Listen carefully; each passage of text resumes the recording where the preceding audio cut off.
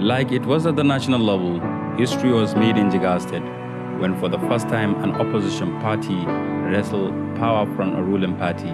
When Muhammad Badr Abubakar was elected governor on 12 April 2015, on the platform of All Progressive Congress (APC), the new governor was sworn in on 29 May 2015.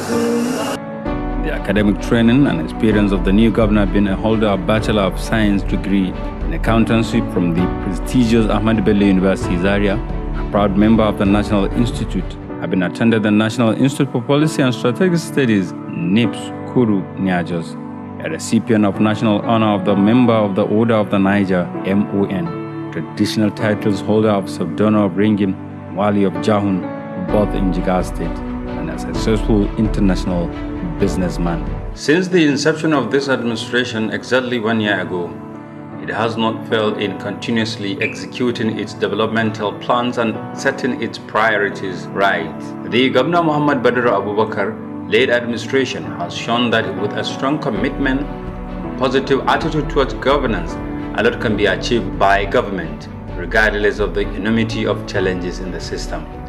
While many will have crumbled under the weight of financial burden inherited by this government, Governor Badru and his team of highly innovative and passionate cabinet members have tackled the challenges by creatively managing the contractual commitments and financial liabilities bequeathed to it. It should be noted that as at 29th May 2015, the volume of liabilities and ongoing capital projects was at a time more than the entire annual budget of the state, which was 100 billion naira. The volume of financial liabilities inherited includes billions of naira indebtedness to contractors and service providers, payment of arrears of pension contributions, depleted retention accounts, and other contractual liabilities dating back to 1990s. There was also the 2 billion small and medium enterprises development loan, which was diverted for payment to favored contractors, where the state government is now unfortunately servicing. To make matters worse, revenue received from the federation accounts, the major source and the most stable income source, has continuously taken a downward slide. From an average monthly receipt of about 5 billion naira in 2004, this dropped to about 3 billion naira early 2015 and 2.5 billion naira early this year. All these have posed grave fiscal challenges which require time and painstaking planning and financial programming to be squarely addressed. Apart from the dwindling fiscal resources, some of the other challenges which the government was confronted with at the inception include high cost of governance, declining quality of public service delivery, particularly in the education, health and water supply sectors, inadequate and ineffective economic empowerment programs for our teeming youth and women. The greatest challenge, however, has been the sheer size of resources required to make a desired impact in terms of the quality and scope of the provision of critical public services. This is especially so far such areas as safe drinking water, functional education at all levels, effective and affordable healthcare services, and provision sustainable livelihoods for all people. Despite all the daunting challenges expressed above, the Governor Badr-led administration has worked assiduously to ensure that our dear physical situation does not degenerate into a financial crisis, and that government is able to effectively meet its recurrent obligations and sustain service delivery at optimum levels. This can be attributed to clearly defined objectives driven by focus on strategic areas with immediate and long-term quick wins in preventing the state from plunging into financial chaos. Government quickly adopted the prudence and value for money principle. Governor Badr Abubakar, being a trained accountant, understands that governance is public trust, and nowhere should this is more evident in the management of public resources, financial or otherwise. These measures, the cost of governance and service delivery has been drastically reduced, while at the same time expanding the scope and quality of public service. For instance, in 2015, the state delivered one of the most successful Hajj operations at a cost of about 280 million naira as against the sum of about 780 million spent in 2014, even with depreciation of the naira. Furthermore, cost of facility management for various government was also reduced by more than 50%, with no loss in quality and with almost all existing contractors. In addition, standing orders on government spending has dropped from 15.3 billion naira in 2015 to 7.4 billion naira. Also, on capital expenditure, a review of the inherited contracts from the previous administration was undertaken, and many contractors have given discount ranging from 10 to 20%. And I must thank the Jigawa Civil Service for their understanding and cooperation in ensuring that our objectives were achieved. We embarked on cost-cutting exercise that started with the seat of government, gradually extending to the civil service contractors, and service providers, and eventually expanded to every cost center. The objective was simply to reduce the cost of doing government business without an adverse effect on the quality of service delivery, and I dare say we have done credibly well. To give you a few examples, in the last 11 months, protocol expenditure in your government house has been slashed by 88.6%, from 325 million in the last 11 months of the previous administration to only 37 million of the same time frame in our tenure. While security and related expenditure dropped by 87.9%, from 1.89825 billion to 220 million. Government house expenses dropped by 16.7%, from 1.52 billion to 598 million, while that of the Deputy Governor's Office was reduced by 56.6%, from 456 million to 198 million. Overhead expenses for the civil service was also reduced by 47.55%, from 1.66 billion to 871 million, in consultation with the heads of the MDAs. On health sector, the government inherited a sector largely characterized by dilapidated structures and equipment, inadequate human resources, poor health indices, and a cost-ineffective management structure. The immediate concern included improved access to quality services, especially in the areas of maternal and child health care program, through prompt release of funds and expansion of the scheme to other secondary health facilities. The issue of infrastructural dilapidation are now urgently being addressed. The Hadejia Dialysis Center was strengthened to additional missions. An additional center will be established in Kazauri. The Ministry of Health embarked on the construction of 27 number basic health clinics at the cost of 15,740,000 each, totaling of 424,980,000. The ministry also commenced work on the construction of 27 units of midwives' quarters in 27 hard-to-reach primary health centers and basic health centers at the total cost of 203,247,192. It also embarked on the renovation and improvement of Goram primary health care at the cost of 78,512,000, a 2 unit of 2-bed wards, laboratory, kitchen and laundry at Brunei General's Hospital was constructed at the cost of 60,061,624.87. Conversion of Ketron Rest House Hadejia to School of Nursing at the cost of 67,757,628.62. Construction of wall fencing gate and gate house at Hadejia Specialist Hospital at the cost of 47,861,278.25. The ministry also facilitated the cataract operation for 400 patients in the last 1 year.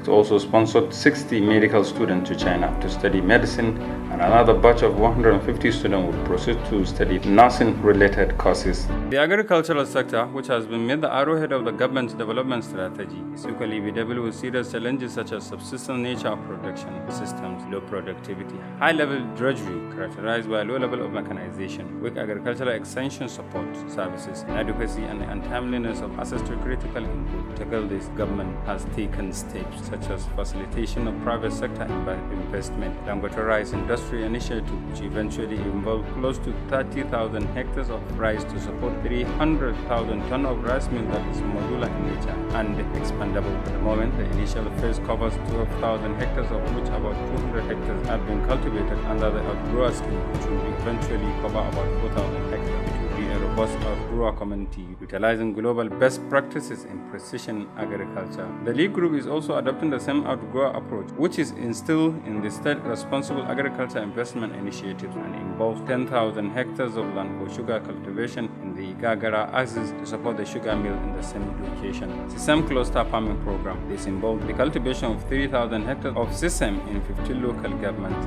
Another new cluster farming program is aimed at transferring improved farming techniques to farmers in Jigawa State. Recapitalization of JASCO plan has been concluded for recapitalization of JASCO to the tune of 200 million naira to enable the company to acquire mechanized farming equipment and agrochemicals at competitive prices to Jigawa State farmers. The fund will be used to mop up the excess farm produce and assist in stabilizing prices of farm produce at the period of glut in favor of farmers. Arrangements have been concluded with Embrapa in Brazil and Mardi in Malaysia toward the reposition of the institute. Fertilizer distribution. The state has developed a new fertilizer distribution system that gives consideration to the size of farmland in allocating fertilizers to farmers, improve mobility for essential workers through the provision of 450 motorcycles to cover every one of the 287 wards, with bigger wards having 2 offices. Procurement of 4,000 metric tons dry season fertilizer at the cost of 400 million naira. From the inception of the present administration, under the leadership of Governor Muhammad Badr Abubakar, efforts were made to mitigate river flooding, control aquatic weed invasion, and enhance water flow. The Ministry of Environment, in collaboration with Hadija Jama'ari River Basin Development Authority, engaged a machine for typhoid grass clearance of downstream of Burangana in Guri local government area, a distance of 15 kilometers of aquatic weeds were cleared. The ministry also provided working materials such as canoe, sickle, garma, empty sack, shovels, wheelbarrows, cutlass, and the communities have cleared more than 100 meters of aquatic weeds in the different locations along River Hadija channels. The mitigation measures taken by the present administration have resulted in the increase of water flow to places like Arin, Degana, Lafia, in Guri local government area. And also it reduced flooding, resulting in sufficient of farmlands and grazing areas, and now there is water availability for irrigation to downstream communities, resulting to over 60% improvement of their livelihood of the affected people. Meanwhile, the region brought about a reduction in conflict over natural resources utilization, as more land are now available for farming, fishing, and grazing. This has also resulted in reduction in the crisis associated with poverty-related issues. As we are facing the challenges of desertification, the ministry during the year-end review has raised about 2.5 million assorted and indigenous seedlings, facilitated the identification and provided fruit-bearing seedlings to 10 farmers in 5 local government areas of Ringim, Yankwashi, Kirikasama, Gumel and Buji. Maintain and procure and fix vital spare parts for sanitation vehicles and equipment at the cost of 2.4 million naira. Conducted 10 days waste collection and disposal, general cleaning of Hadija town in collaboration with CGC Construction Company at the cost of 1.7 million naira. Conducted general sanitation of the Green Park Duse at the cost of, through the Alternative Energy Agency, the ministry fabricated and distributed 20,000 units of the improved wood economy stalls and purchased solar project spare parts for the reactivation, maintenance of some selected solar villages across the state. The Badr-led administration in Jigawa State mapped out strategies aimed at making the state to stand on its feet. Rather than commencing new infrastructural projects, government therefore embarked on the completion of road projects inherited from the immediate past administration, some of which were basically at a very early stage. Barrister Ibrahim Hassan Hadija is the Deputy Governor, Jigawa State.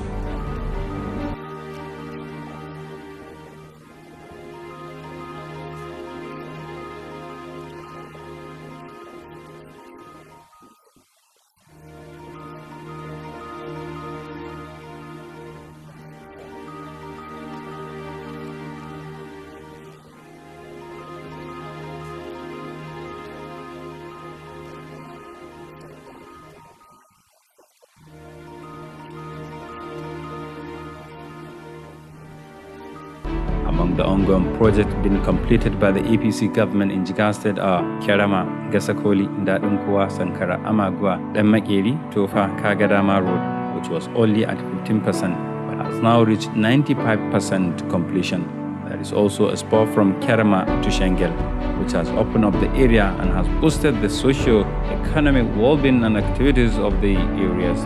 Similarly, Roni, Mahuta, Bashi, Kaya, Sakani, Gangari, Amariyawa, Mamudawa, Jigawar Gora, Gada route, whose first phase has been completed, while the second phase is ongoing. Andaza, Tselma, Atawami, Damatawa, Gadewa Road is another project that was at only 6%, but is presently at 55% completion stage, following the intervention of the present administration in the state. Megatari, Galadi, Girbobo, Karmashi, Karanka, Diginsa, Bursali, Kumsa, Burniwa has also reached 58% completion stage. The Sukulipi, Kalegun, Kadare, Kuka Konche, Harbu, Sakuawa Road, with a spur from Kuka Konche to Aujara, have equally reached 85% completion. The Badaro-led administration has also empowered and mandated the Jigawa Road Maintenance Agency, JIRMA, to carry out the routine maintenance of the state roads and their related infrastructure. Consequently, the agency has successfully carried out the maintenance of failed box culvert and bridge embankment at Sagi to Basirka along the Gwaram Basirka Road, and the maintenance of another failed culvert and pavement at Gadama along Gwaram Fagan. Under the watch of Governor Badaru, JIRMA has also carried out maintenance to repair the Birnunkudu Bridge along Birnunkudu Gwaram Kari Road, which has since been completed. Similarly, the Bali Bridge was reconstructed at Gabari village in Ringim local government to facilitate the movement of persons and goods in the area that has so much agricultural potentials.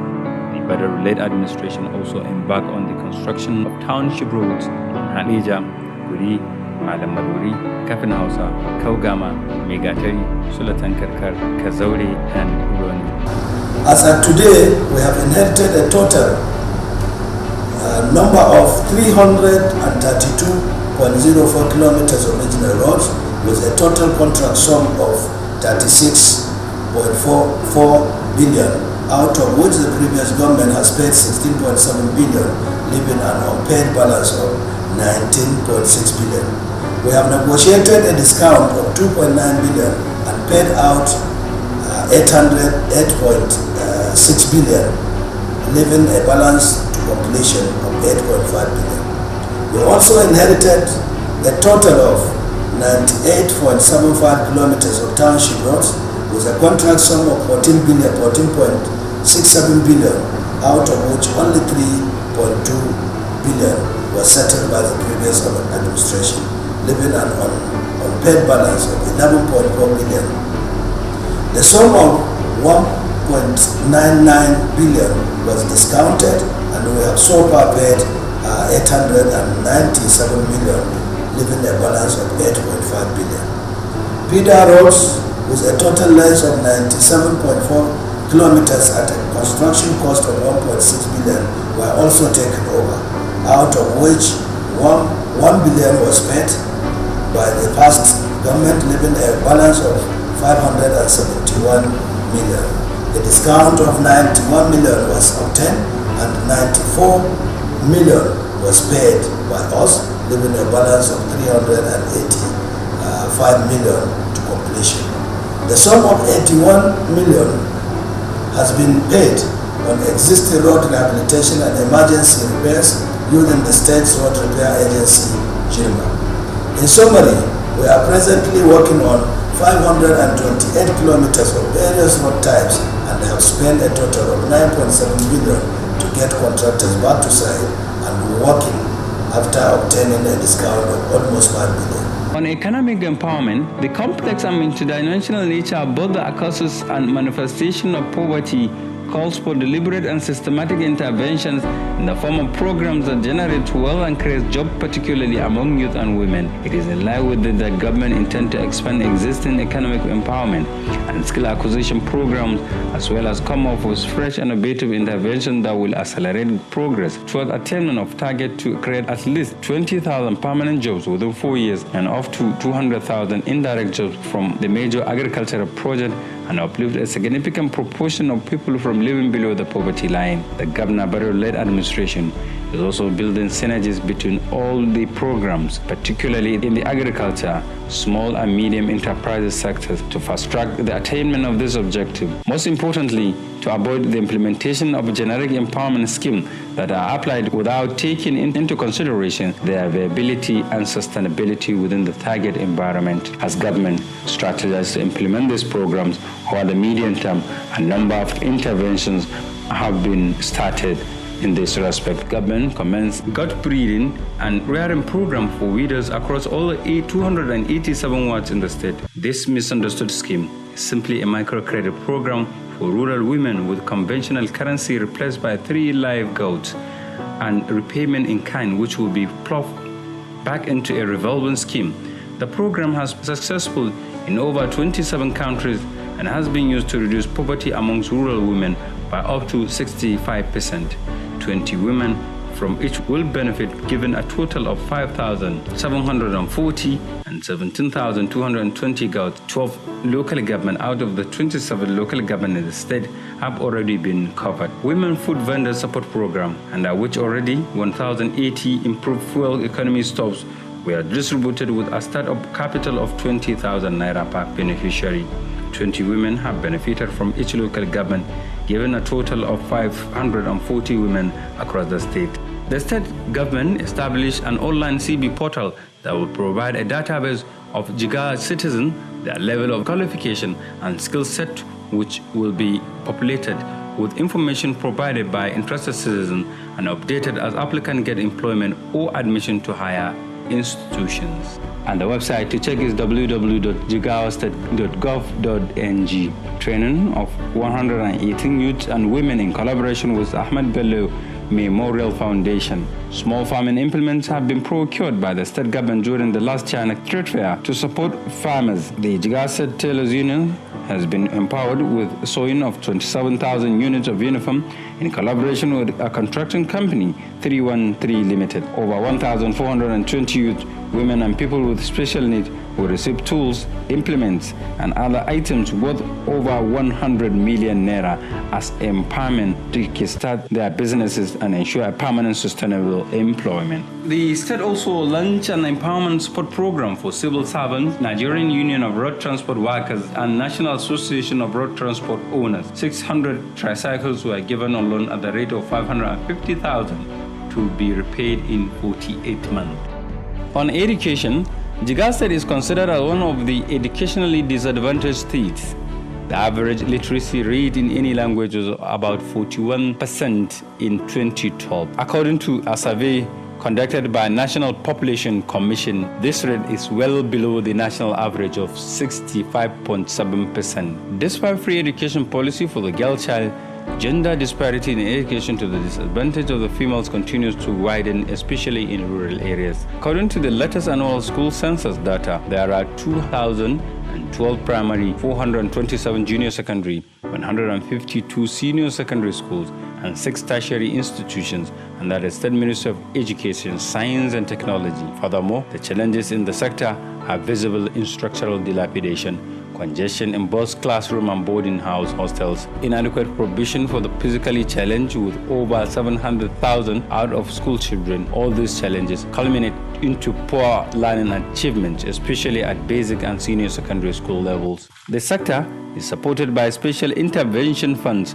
from TET Fund, supporting tertiary institutions, while UBEG and DFID as well as SPIN support basic education. However, there is no such support for senior secondary school despite the huge infrastructure deficit at this level. The coming of this administration ushered a new era, and with the support of government and people of Jigawa State for the change agenda that seek to address the challenges enumerated above. The Barrow-led administration made some major achievement in basic education. By far, the greatest achievements were recorded in the prompt release of outstanding UBEG counterpart funding, which were not paid since 2013. Governor Barrow and much commitment and to salvage the basic education subsector led to the payment and receipt of 3.112 billion for capital projects and other essential projects. The state government also procured 27,630 sets of school uniform for distribution to female students of senior secondary school across the state at the cost of 69,080,129 naira 0.88 kobo. The state abolished the school fees for female students in senior secondary schools. Also, it paid the backlog of examination fees of WAEC and NECO and expenses for students in public school amounting to 500 million naira 478,356 for the 2014-2015 academic year. It also paid part payment of WAEC registration fees and other related expenses to the tune of 169 million naira 148,216. In an effort to enhance e-learning, the state government procured 1,000 tablet computers for the pilot phase of e-learning and remediation program at Dutse Model International School for the best 1,000 final year students at the cost of 34,311,150. An issue that has to do with scholarship, the state government under the able leadership of Governor Muhammad Badar Abubakar introduced the payment of all allowances to students through their individual accounts as a mechanism of ensuring efficiency and faster means of effecting the payment. However, the state released the sum of 882,415,839 during the year under review for tuition fees and living expenses of foreign students in different countries, bursaries, rent, internal scholarships of internal students. Similarly, the state has spent about 140 million for the sponsorship of 60 Jigawa State indigents for the study of medicine in the Republic of China. On water resources, the present administration at inception recognized that one of the basic prerequisites for healthy growth and development is the provision of efficient and reliable potable water. It was discovered that no maintenance had been carried out in Ruwasa facilities in 3 years. The government therefore had to immediately undertake about 1.3 billion naira rapid intervention scheme in the water sector. 4,192 hand pumps were rehabilitated at the cost of 92,827,728.03. The state also paid counterpart funds for 12 local government areas under the DFID, EU and UNICEF supported program for the construction of 510 hand pumps at the cost of 127,779,255. 251 generators were overhauled at the cost of 150,305,150,305,000. 402 submersible pumps were replaced at the cost of 239 million naira 216,961.10. 92 surface and overhead tanks were repaired at the cost of 104,044,481.27. 39 schemes were converted to solar powered at the cost of 171,125,315, and about 42 new solar schemes were constructed at the cost of 260,780,588. Commerce is the activity of buying and selling of goods and services, especially on a large scale. The system includes legal, economic, political, social, cultural, and technological systems that are in operation in any country or internationally. The Ministry of Commerce in Jigawa State in the last 1 year under Governor Muhammad Badar Abubakar has attracted $300 million investment by Dangote Group for rice production and processing factory at Hago and Kudigin in Kafin Hausa local government. An estimated of 15,000 direct and indirect jobs are to be created. Another $100 million investment for sugar plantation and refinery by Lee Group through one of its company, Northern Agribusiness Limited. In Gagara, local government was attracted by the ministry. A memorandum of understanding with the Chinese investors for the establishment of school furniture plant and labor-saving agricultural implements and tools in the state worth $200 million. Hilelat Food Beverage Rice Factory, Hadija, has commenced trial production and formal commissioning expected soon. The ministry has introduced and implemented trading concept at Megateri border free zone, as well as the adoption and implementation of the Zindar, Daura, Jigawa, Kano trade corridor, completion of the pre-contracts aspect of major market development, Megateri, Sara, and Bujungu. They registered 168 business premises, which generated a total of 3,975,000 naira, compared to a total of 113 business premises, 2,586,000 naira of the previous period, as a result of improved business environment and investors' confidence in the government policies and direction. The ministry also facilitated the establishment of granite tile factory at Kachi, Duse, through an investor, GCC Vanguard. The factory has started production, which has generated jobs for our youth. Badar-led administration, as part of a well-designed program to ensure timely and comprehensive dissemination of information on government decisions and policies, the team populace of the state, the Ministry of Information, was able to achieve a reposition in the program of the state EM radio towards mass mobilization and participatory for all listeners, making leaders to be more accountable to the lead through a phone-in program. Construction of Kazaure Stadium, which reached about 90% completion. Renovation of Hadija Stadium to national standard as required by the National Football Federation, NFF. The state also organized a para-soccer friendly match between Kano and Jigawa. Also, in an effort to support the development of grassroots sports, the state, under the Ministry of Information, has conducted training of under 13 in various sports. The state government have provided land for the construction of Gold House to be financed by the Nigerian Football Federation, NFF. Indeed, the success achieved in Jigawa since the coming on board of the Badar-led administration has made the people to believe and confidence that the motto of the state, the new world, can be realized. As the government marked its one-year anniversary, the people of Jigawa State can roll out the drums to celebrate a feat that only a handful of states in the country can boast of within the period under review. As the saying goes, a golden fish has no hiding place. Jigawa, tarin Allah.